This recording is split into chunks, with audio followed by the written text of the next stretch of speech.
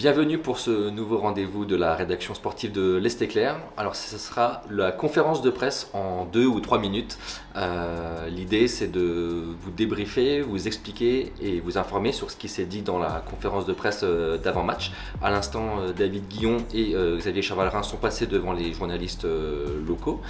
Donc voilà, l'idée c'est de vous dire en quelques instants les informations essentielles que vous pourrez aussi retrouver sur un article déjà en ligne sur le site de l'Est Éclair et vous raconter aussi un petit peu l'atmosphère, l'ambiance, les mimiques, ce qui s'est un peu dit aussi pendant cet instant hebdomadaire de conférence de presse.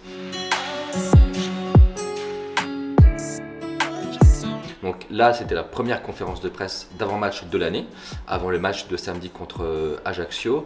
Il y avait des sourires, on sent qu'il y a une atmosphère plus légère au club depuis le changement de staff, aussi depuis la trêve qui a permis de bien couper mentalement. Il y avait des sourires sur le visage de David Guillon, mais aussi sur celui de Xavier Chavalrin, qui n'est pas le plus expansif des joueurs, mais on voyait un joueur, un capitaine serein, apaisé, qui a aussi expliqué qu'il y avait un peu d'ambition aussi malgré tout dans le vestiaire, même s'il a conscience que l'idée c'est déjà de se maintenir, de creuser l'écart avec la zone rouge, mais il a fini quand même par dire tout est possible, on ne s'interdit rien. Qu'est-ce qu'on peut attendre de cette phase de retour déjà creuser l'écart? Est-ce qu'il y a dans un coin de votre tête d'aller voir un petit peu plus haut et passer, pourquoi pas, faire une fin de saison un peu sympa quoi? On s'interdit rien, comme je vais le répéter encore une fois, au vu de la qualité de l'effectif, je me dis que tout est possible.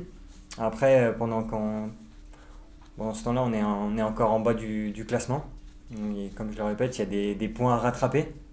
Donc déjà, il faudra qu'on rattrape déjà tous ces points perdus un peu bêtement. Et après, avec cette Ligue 2, on ne sait jamais si on arrive à faire de bonnes séries, pourquoi pas remonter vite au classement. On peut aussi donner comme information l'absence de M. Changama. Ça sera le seul absent de marque pour le match contre Ajaccio samedi soir au Stade de l'Aube. Le milieu de terrain qui s'est blessé à Pau et qui est en convalescence. Il y aura aussi forcément l'absence d'Abdoulaye Ndiaye, qui est le seul Troyen à être parti à la CAN avec le Sénégal. Sinon peut-être pour finir, parler du mercato, c'est quand même l'actualité forcément de cette période. Donc déjà Mamadi Bangré qui est arrivé, qui est à la CAN mais qui reviendra à 3 après la CAN, donc un ailier droit, donc le gardien Zachary Boucher qui est venu compenser la blessure de Nicolas Lemaître, un prêt aussi du gardien et certainement dans les heures à venir l'officialisation de l'attaquant Elissor qui sera prêté avec option d'achat par le FC Metz. Voilà, c'est déjà aussi en ligne sur le site de l'Est Éclair, mais on attend maintenant que le club communique officiellement.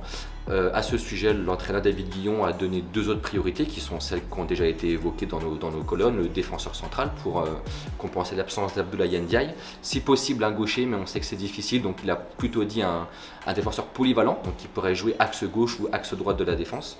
Un latéral droit évidemment pour compenser la blessure de Thierno Baldé. Et on lui a posé aussi la question sur le milieu de terrain sentinelle défensif, puisque le seul Kanté peut jouer à ce poste-là. Il était un peu plus évasif en disant que ça dépendrait déjà aussi du schéma de jeu qui serait décidé. On ne veut pas non plus bloquer l'éclosion d'Abdoulaye Kanté.